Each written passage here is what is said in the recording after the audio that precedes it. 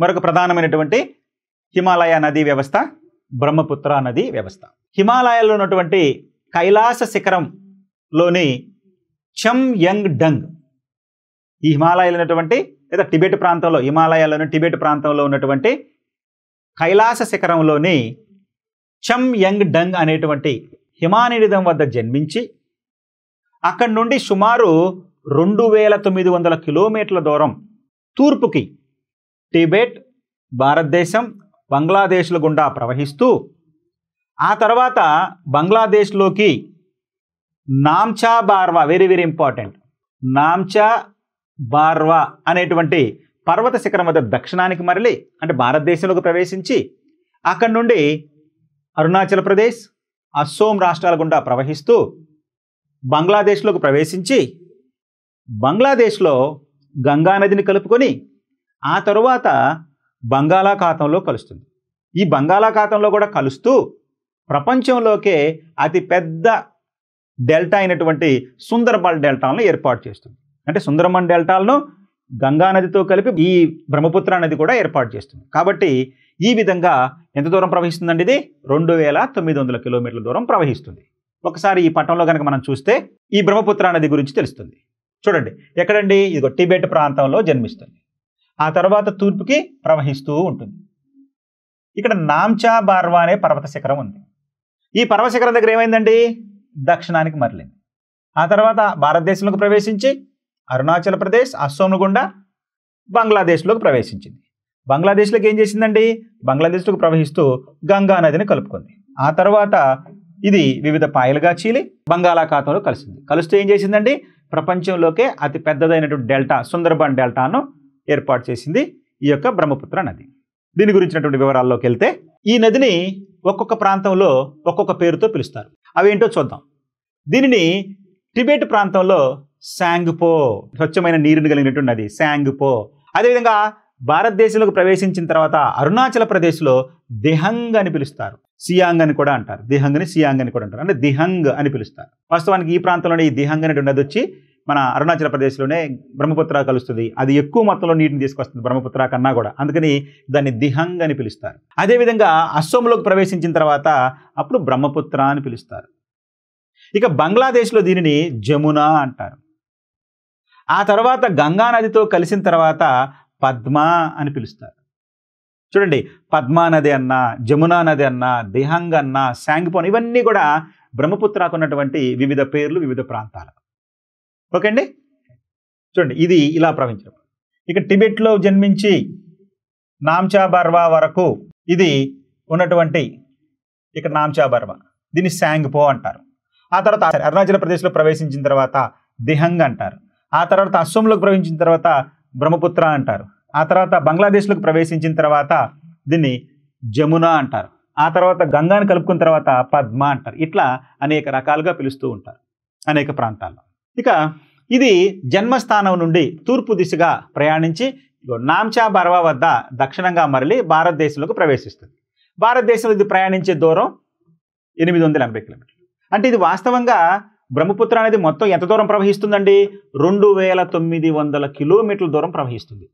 అంటే టిబెట్, భారతదేశం, బంగ్లాదేశ్, ఈ మొత్తం 3 దేశాలలో బ్రహ్మపుత్ర అనేది ఎంత దూరం ప్రవహిస్తుందయ్యా అంటే 2900 కిలోమీటర్ల దూరం ప్రవహిస్తుంది. అయితే ఇది మరి మన భారతదేశంలో మాత్రం కేవలం 880 కిలోమీటర్లు. చూడండి, సింధు నది లాగా సింధు నది 2880 కిలోమీటర్ల దూరం ప్రవహించినా అది భారతదేశంలో ప్రవహించేది 709 కిలోమీటర్లే.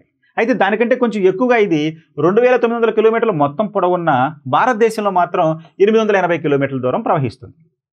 అర్థమైందండి? ఇది చాలా చాలా ఇంపార్టెంట్. అప్పుడు మనం గుర్తుపెట్టుకోవాలి. ఇవన్నీ అయిపోయిన తర్వాత ఒక జనరల్గా క్వశ్చన్ అడుగుతారు, హిమాలయ నదీ వ్యవస్థలో పొడవైన నది ఏది? మన భారతదేశం పాయింట్ ఆఫ్ వ్యూ తీసుకుంటే అన్డౌటెడ్గా గంగా నది అని మనం చెబుతాం. కానీ అన్నిగా మొత్తం కలుపుకున్నప్పుడు, పొడవులుగా చూసుకున్నప్పుడు గంగా నది 2525 కిలోమీటర్లు, సింధు నది 2880 కిలోమీటర్లు, బ్రహ్మపుత్ర నది 2900 కిలోమీటర్లు. కాబట్టి ఈ రకంగా తీసుకున్నప్పుడు ఈ బ్రహ్మపుత్ర నదే పెద్దది అంటారు, పొడవైంది అంటారు. కానీ మన భారతదేశం పాయింట్ ఆఫ్ వ్యూలో చూస్తే 2525 కిలోమీటర్లుగా ఉన్నటువంటి ఇది మన భారతదేశంలో 2100 కిలోమీటర్ల దూరం ప్రవహిస్తూ గంగా నది పొడవైన నదిగా ఉంటే, ఆ తర్వాత బ్రహ్మపుత్ర 880 కిలోమీటర్లు ఉంటే సింధు నది కేవలం 709 కిలోమీటర్లే ఉంది. ఇట్లా మనం గుర్తుపెట్టుకోవాలి. అంటే ప్రశ్న అడిగిన దాన్ని బట్టి మనం ఆన్సర్ అనే దాన్ని ఐడెంటిఫై చేయాలి. ఇక భారతదేశంలోకి ప్రవేశించగానే ఇది 2 ప్రధాన ఉపనదులు కలుపుకుంటుంది. అంటే భారతదేశంలోకి ఎక్కడ ప్రవేశిస్తుందండి? నామ్చా బార్వా పర్వత శిఖరం వద్ద దక్షిణానికి మరలి అరుణాచల్ ప్రదేశ్లో ప్రవేశిస్తుంది. ప్రవేశించంలోనే అరుణాచల్ ప్రదేశ్లో దీనికి 2 నదులు కలుస్తాయి. అవేంటయ్యా అంటే ఒకటి సిక్కింగ్ నది, 2 లోహిత్ అనేటువంటి అది. సికియాంగ్ అనుకున్నాం కదా, ఈ సికియాంగ్ని చెప్పుకున్నాం. అదేవిధంగా ఈ సిక్కింగ్ నది అదేవిధంగా లోహిత్ నదులు అనేవి 2 ప్రధానమైన నదులు. ఎక్కడ కలుస్తున్నాయండి? ఇది అరుణాచల్ ప్రదేశ్లో కలుస్తుంది. సో ఈ అరుణాచల్ ప్రదేశ్లో దిహంగ్ అని చెప్పి అనుకున్నాం కదా, ఆ దిహంగ్ అంటే ఈ సిక్కింగ్ అనేటువంటి నదికి దిహంగ్ అనేటువంటి అక్కడ పేరు కూడా ఉంది. కాబట్టి దిహంగ్ నది అని చెప్పి అన్నారు అరుణాచల్ ప్రదేశ్లో దీనిని. కానీ వాస్తవానికి అరుణాచల్ ప్రదేశ్లో ఈ సిక్కింగ్ అనేటువంటిది మరియు లోహిత్ అనేటువంటి నదులు 2 కలుస్తున్నాయి, ప్రధానమైనటువంటి ఉపనదులు. బ్రహ్మపుత్ర నది దుబ్రి అనే ప్రాంతం వద్ద బంగ్లాదేశ్లోకి ప్రవేశిస్తుంది. నామ్చా బార్వా పర్వత శిఖరం వద్ద దక్షిణానికి మరలి భారతదేశంలోకి ప్రవేశించి అరుణాచల్ ప్రదేశ్, అస్సాంల గుండా బంగ్లాదేశ్లోకి ప్రవేశిస్తుందని మనం చెప్పుకున్నాం కదా. అక్కడ ఎక్కడ బంగ్లాదేశ్లోకి ప్రవేశిస్తుందంటే ఇది దుబ్రి అనే ప్రాంతం వద్ద ఇది బంగ్లాదేశ్లోకి ప్రవేశిస్తుంది. ఎప్పుడైతే బంగ్లాదేశ్లోకి ప్రవేశిస్తుందో అక్కడ దీన్ని ఏమన్నారు అంటే జమునా నది అన్నారు. అంటే బంగ్లాదేశ్లోకి ప్రవేశించిన తర్వాత బ్రహ్మపుత్ర నదిని ఏమని పిలిచారయ్యా అంటే అక్కడ జమునా అని పిలిచారు. అయితే ఎక్కడ బంగ్లాదేశ్లోకి ప్రవేశిస్తుందంటే మన అస్సాం రాష్ట్రంలో దుబ్రి అనే ప్రాంతం వద్ద. ఆ తర్వాత బంగ్లాదేశ్లోనే గేలుండో అనేటువంటి ప్రాంతం వద్ద ఇది గంగా నదితో కలుస్తుంది. సో గంగా నదితోటి ఎక్కడ కలుస్తుందయ్యా అంటే గేలుండో వద్ద కలుస్తుంది. ఆ తర్వాత దీన్ని ఏమని పిలిచారండి? అప్పటి వరకు గంగా నదిని పద్మా నది అని పిలుస్తున్నారు, దాన్ని కంటిన్యూ చేస్తూ పద్మా నదిగా పిలిచారు. అంటే గంగా నదితో కలిసిన తర్వాత బ్రహ్మపుత్ర నదిని పద్మా నదిగా అన్నారు. ఆ తర్వాత మళ్ళీ దక్షిణానికి కొంత దూరంగా మరలిన తర్వాత ఇది ఎడం వైపుకు చీలుతుంది. అందులో నుంచి ఒక పాయ, ఆ చీలినటువంటి ఎడం వైపు పైన ఉన్నారంటే మేఘన అన్నారు.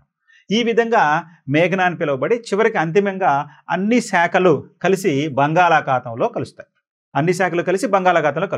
ఈ విధంగా బంగాళాఖాతంలో కలుస్తూ ప్రపంచంలోకే అతి పెద్దదైనటువంటి సుందర్బన్ డెల్టాను ఏర్పాటు చేస్తుంది. ఏదండి? ఈ యొక్క గంగా మరియు బ్రహ్మపుత్ర అనేటువంటి నదుల యొక్క మొత్తం భాగం. సో ఏం చేస్తుంది? సుందర్బన్ డెల్టాను ఏర్పాటు చేస్తుంది. ఈ విధంగా ఈ బ్రహ్మపుత్ర నది అనేది సుమారు 2900 కిలోమీటర్లు ప్రవహిస్తుంది. అయితే ఇక్కడ ఒక చాలా ఇంపార్టెంట్ పాయింట్ మనం గుర్తుపెట్టుకోవాలి. ఏంటంటే ఈ బ్రహ్మపుత్ర నది అస్సాం రాష్ట్రంలో ఒక దీవిని ఏర్పాటు చేస్తుంది. అది ప్రపంచంలోకెల్లా అతిపెద్ద నదీ ఆధార దీవి. అంటే నదులు ఏర్పాటు చేసినటువంటి దీవులలో ప్రపంచంలోకెల్లా అతి పెద్దదైనటువంటి మజూలీ దీవిని ఇది ఏర్పాటు చేస్తుంది అస్సాం రాష్ట్రంలో. చూడండి ఇక్కడ మజూలీ దీవి, ఇదిగోండి ఇది మజూలీ దీవి. ఇట్లాగా ఏర్పడిపోయి ఈ పాయ వచ్చేసి ఈ పాయ వచ్చేసి ఈ కలిసి ఈ దీవి ఏర్పాటు చేసింది. ఇది ప్రపంచంలోకెల్లా అతిపెద్ద నదీ ఆధార దీవిగా మనం పేర్కొంటాం. ఓకే, ఇక దీని యొక్క ప్రధాన ఉపనదుల గురించి చూద్దాం. బ్రహ్మపుత్ర నది యొక్క ప్రధాన ఉపనదులు ఏంటంటే బ్రహ్మపుత్ర నది యొక్క ప్రధాన ఉపనదులు ఒకటి మానస్, దిబాంగ్ దిబ్రు లేదా దిక్కు, లోహిత్, బరాక్, ధన్సిరి, బేల్సిరి, సుబాన్సిరి, కలిపి, తీస్తా, గంగాధర, పలగ్లాదియా. ఇవన్నీ కూడా బ్రహ్మపుత్ర నది యొక్క ప్రధాన ఉపనదులు. మరొకసారి చూడండి. మానస్, దిబాంగ్ దిబ్రు లేదా దిక్కు, లోహిత్, బరాక్, ధన్సిరి, బేల్సిరి, సుబాన్సిరి, కలిపి, తీస్తా, గంగాధర మరియు పగ్లాదియా. ఇదన్నీ కూడా బ్రహ్మపుత్ర నది యొక్క ప్రధాన ఉపనదులు. ఇక్కడ మనం చూస్తే ఇది ప్రధానమైనటువంటి బ్రహ్మపుత్ర నది యొక్క మొత్తం పొడవు. చూడండి ఇది టిబెట్ ప్రాంతం. ఈ టిబెట్ ప్రాంతంలో దీన్ని ఏమన్నారండి? దీన్ని శాంగ్పో అన్నారు. భారతదేశంలోకి ప్రవేశించిన తర్వాత అరుణాచల్ ప్రదేశ్, అస్సాం ఇలా ప్రవేశించిన తర్వాత ఇక్కడ ఇది బంగ్లాదేశ్లోకి ప్రవేశిస్తుంది. ఇది అంతా కూడా మన భారతదేశంలో ప్రవేశిస్తుంది. భారతదేశంలో అరుణాచల్ ప్రదేశ్, అస్సాం గుండా వచ్చి ఆ తర్వాత బంగ్లాదేశ్లోకి వస్తుంది. ఇక్కడ బంగ్లాదేశ్లోకి వచ్చిన తర్వాత ఏ నదులకు వస్తుంది చూడండి. ఇవన్నీ కూడా మనాస్, ఇది మనాస్ నది, ఇది ధుబ్రీ నది, ఇది మనాస్ నది. అదేవిధంగా మరొక తీసుకుంటే సుబన్సిరి, ఇదిగోండి ఇది సుబన్సిరి నది. అదేవిధంగా మరొక సిరి ఉంది ధన్సిరి, ఇదిగోండి ఇది ధన్సిరి. ఇట్లా అనేక ఉపనదులు ఈ యొక్క బ్రహ్మపుత్ర నదితో కలుస్తుంది. సో ఇవన్నీ కూడా బ్రహ్మపుత్ర నది యొక్క ప్రధాన ఉపనదులుగా మనం పేర్కొంటాం. ఏంటండి ఆ ఉపనదులు? ఇదిగోండి మానస్, లోహిత్, దిబాంగ్, బరాక్, ధన్సిరి, బేల్సిరి, సుబాన్సిరి, కలిపి, తీస్తా, గంగాధర, పగ్లాదియా, ఇవన్నీ కూడా బ్రహ్మపుత్ర నది యొక్క ప్రధానమైనటువంటి ఉపనదులు. ఇవన్నీ కూడా ఈ నదికి ఎటువైపు కలుస్తున్నాయ్యా అంటే బ్రహ్మపుత్ర నది ఈ విధంగా ప్రవహిస్తూ వస్తున్నప్పుడు ఇవి కుడివైపు నుంచి వచ్చి కలిసేటటువంటి ఉపనదులు. ఇది బ్రహ్మపుత్ర నది యొక్క ఉపనదుల యొక్క వివరాలు. ఇప్పుడు మనం బ్రహ్మపుత్ర నది మీద ఉన్నటువంటి డ్యాములు ఏంటి, అదేవిధంగా బ్యారేజీలు ఏంటో చూద్దాం. మనం చెప్పుకున్నాం బ్రహ్మపుత్ర నది టిబెట్లో మానస్ సరోవరం ప్రాంతంలో జన్మించి తూర్పుగా ప్రవహిస్తూ నామ్చా బర్వా శిఖరం దగ్గర ఇది ఎయిర్ పిన్ టర్న్ తీసుకొని భారతదేశంలోకి ప్రవేశిస్తుంది అని చెప్పుకున్నాం. ఇలా భారతదేశంలోకి ప్రవేశించిన తర్వాత అనేక ఉపనదులు వచ్చి ఈ బ్రహ్మపుత్ర నదితోటి కలుస్తూ ఉన్నాయి. అవి చూసుకుంటే కనుక మనం చెప్పుకున్నాం ఏమని, దేహాంగ్ అని, లోహిత్ అని, అదేవిధంగా మనాస్ అని, కామెంగ్ అని, ఇట్లా అనేక ఉపనదులు ఈ బ్రహ్మపుత్ర నదితోటి కలుస్తూ ఉంటాయి మన భారతదేశంలో. అయితే మరి బ్రహ్మపుత్ర నది మీద ఉన్నటువంటి ప్రధాన ఆనకట్టలు అంటే బ్యారేజ్లు కానీ లేదా ఈ డ్యాములు ఏంటో చూద్దాం. ఇక్కడ మనం చూస్తే సుబన్సిరి నది మీద సుబన్సిరి డ్యామ్, ఇది సుబన్సిరి బ్రహ్మపుత్ర ఉపనది అయినటువంటి సుబన్సిరి నది మీద ఉంది. అదేవిధంగా మరికొన్ని తీసుకుంటే కనుక ఈ తీస్తా నది, ఇది తీస్తా నది. ఈ తీస్తా నది మీద తీసుకుంటే తీస్తా బ్యారేజ్, ఇది తీస్తా బ్యారేజ్. అదేవిధంగా తీస్తా డ్యామ్, ఇక్కడ తీస్తా డ్యామ్ ఉంది. అదేవిధంగా రంజిత్ డ్యామ్ ఇలా మనకుంది. అంటే రంజిత్ డ్యామ్ అనేది తీస్తా నది ఉపనది అయినటువంటి గ్రేట్ గంగా నది. ఇక మనం గుర్తుపెట్టుకోవాలి, అంటే తీస్తా నది అనేది బ్రహ్మపుత్ర నది యొక్క ఉపనది.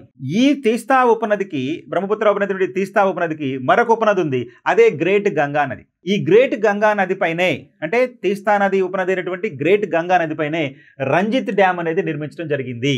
సో ఇది రంజిత్ డ్యామ్ గురించినటువంటి సమాచారం. ఇకపోతే మనకి మరొక బ్రహ్మపుత్ర నది ఉపనది అయినటువంటి కోపిలి నది మీద ఉమ్రాంగ్ డ్యామ్ నిర్మించడం జరిగింది.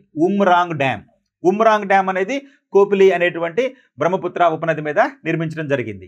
ఈ విధంగా బ్రహ్మపుత్ర నది మీద వివిధ రకాలైనటువంటి వివిధ ప్రాంతాలలో డ్యాములు మరియు ఈ యొక్క బ్యారేజీలను నిర్మించడం అనేది జరిగింది.